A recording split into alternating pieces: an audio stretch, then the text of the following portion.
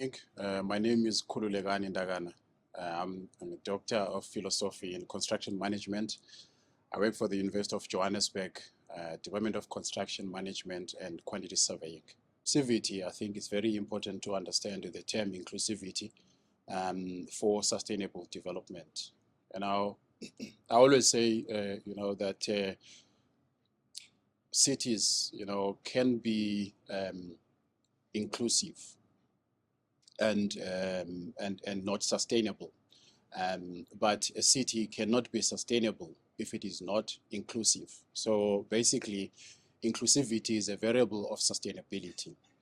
So if you talk about sustainability or you talk about sustainable development, you definitely have to talk about inclusivity because it is one of the variables of sustainability. So what is this inclusive space? I mean, there's a perception, and it's a very wrong perception that people have, particularly society and the property developers, who are the big role players in space development. That inclusivity can never be achieved, and the reason why they are saying inclusivity can never be achieved is because of the perceptions of safety around inclusivity. Now, if you think about fauna and flora, in terms of people living together, in terms of, the poor and the rich living together. Basically, once you talk about inclusivity, you're looking at it in those lines, the social inclusivity, the socio-economic inclusivity.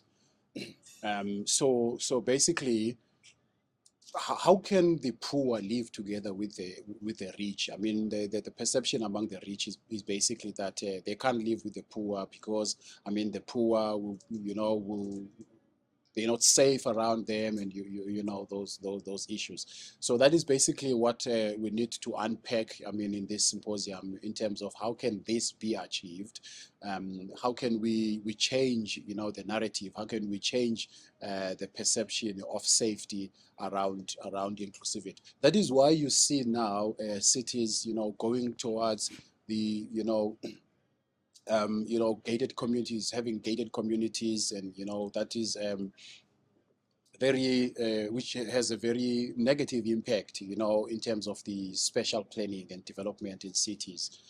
So we're going to unpack that, the development of gated communities and how can we open the gates and make sure that people are living together in the same environment. This is private sector and they're profit driven. We know that. So what they will develop is what will be in demand. So it's basically a matter of supply and demand. Currently, gated communities are in demand. That is why you will see a lot of them in cities. And that separation between the rich and the poor is in demand. So private sector will respond to that because they make money out of it. So I think that government then needs to regulate that space. Private property developers need to be enforced in terms of regulations, building regulations, policies. Currently, there is no policy that is regulating gated communities. There's no national policy.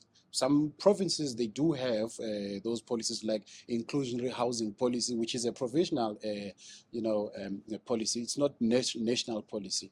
So I think it is important to have that national policy, which will then enforce private developers to have the that bit of inclusivity in terms of the developments that they have, and which is what is lacking at the moment. So I think government needs to play a big role in developing that legislation.